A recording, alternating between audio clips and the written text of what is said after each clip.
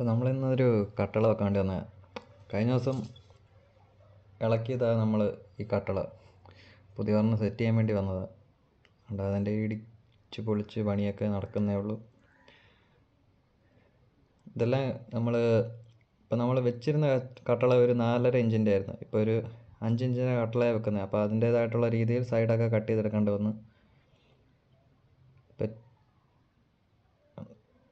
കട്ടള കൊണ്ട് ഇപ്പോൾ നമ്മൾ വെച്ചിട്ടുണ്ട്, സെറ്റ് ചെയ്ത് വെച്ചിട്ടുണ്ട്.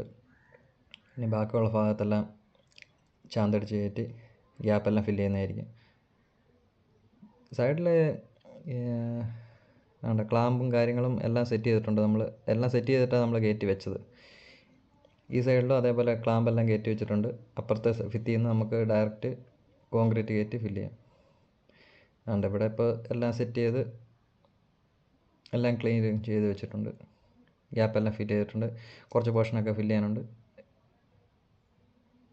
ബാക്കിയൊക്കെ പണിയൊക്കെ നടക്കുന്നേ ഉള്ളൂ.